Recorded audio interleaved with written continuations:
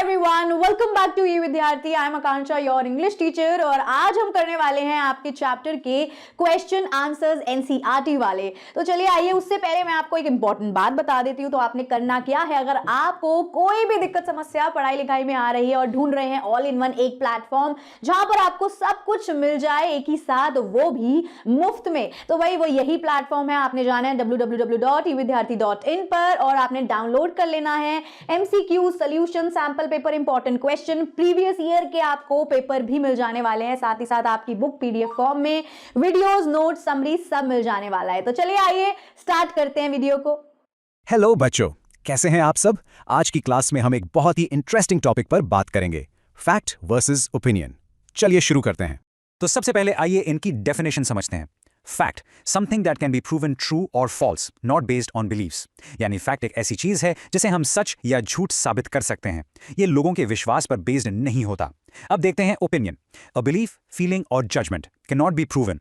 तो ओपिनियन एक विश्वास, एहसास या एक सोच होती है और इसे साबित नहीं किया जा सकता। तो चलिए इसे और अच्छे से समझने के लिए एक छोटी सी एक्टिविटी करते हैं। मैं आपको कुछ स्टेटमेंट्स दिखाऊंगी और आपको पहचानना है कि वो फैक्ट है या ओपिनियन। अपनी नोटबुक्स तैयार कर लीजिए। ओके, सो पहला स्टेटमेंट है, but speaking on the telephone only gives us an immediate but fleeting Joy. इसका मतलब है कि टेलीफोन पर बात करने से हमें तुरंत लेकिन थोड़ी देर के लिए ही खुशी मिलती है।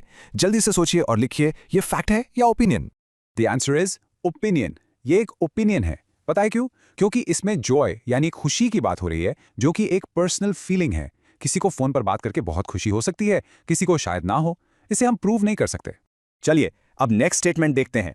I started my working life soon after our country became independent। इसका मतलब है मैंने काम करना तब शुरू किया जब हमारा देश आजाद हुआ था। सोचकर बताइए, ये फैक्ट है या opinion? And the answer is fact.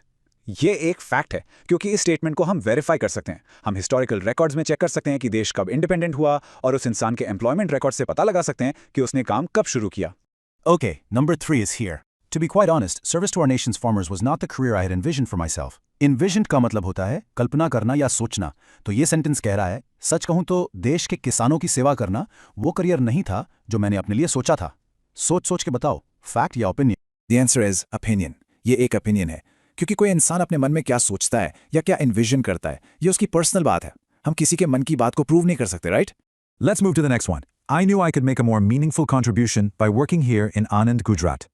इसका मतलब है मुझे पता था कि यहाँ आनंद गुजरात में काम करके मैं ज्यादा मीनिंगफुल कंट्रीब्यूशन यानी सार्थक योगदान दे सकता हूँ। What do you think? Fact or opinion? The correct answer is opinion। ये एक ओपिनियन है क्योंकि मीनिंगफुल वर्ड सब्जेक्टिव है। जो चीज़ एक इंसान के लिए मीनिंगफुल है जरूरी नहीं कि वो दूसरे के लिए भी हो। ये एक पर्सनल बिलीफ है, फैक्ट नहीं। Alright, statement number 5. Values that I saw in my mentor and supporter here in Anand, Tribhuvandas Patel। इसका मतलब है वो वैल्यूज जो मैंने अपने मेंटोर और सपोर्टर, जिनका नाम त्रिभुवनदास पटेल था, में देखी। ये थोड़ा सा ट्रिकी हो सकता है, ध्यान से सोचिए। And the answer is fact. Surprise. हो सकता है आपको वैल्यूज वर्ड से लगा हो कि ये एक ओपिनियन है, लेकिन इस सेंटेंस का मेन पॉइंट ये है कि उनका एक मेंटर था जिनका नाम त्रिभुदास पटेल था और वो आनंद में थे। इस इंफॉर्मेशन को वेरीफाई किया जा सकता है, इसीलिए ये एक फैक्ट है। चलिए अब आगे बढ़ते हैं। स्टेटमेंट नंबर 6 है, life is a privilege and to waste it would be wrong. इसका मतलब है जिंदगी एक विशिष्ट अधिकार यानी प्रिविलेज है और इसे बर्बाद करना गलत होगा। क्या लगता है आपको, फैक्ट है या opinion? The answer is opinion।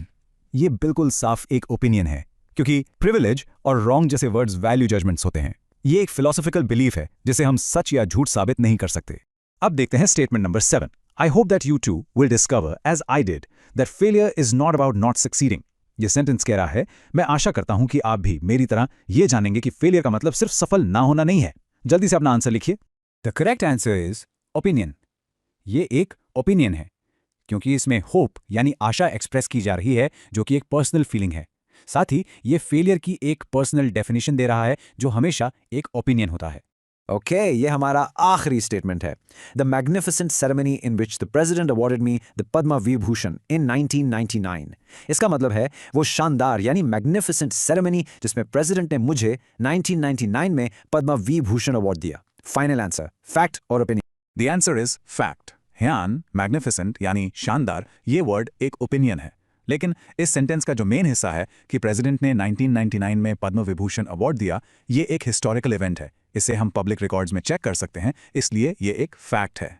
Well done everyone, बहुत बढ़िया काम किया आप सबने। आई एम श्योर अब आपको फैक्ट और ओपिनियन के बीच का फर्क बहुत अच्छे से समझ आ गया होगा। Good job. So I hope आपको क्वेश्चन आंसर्स अच्छे से समझ आ गए होंगे। Thank you so much for watching. So do like, subscribe and share. Bye bye.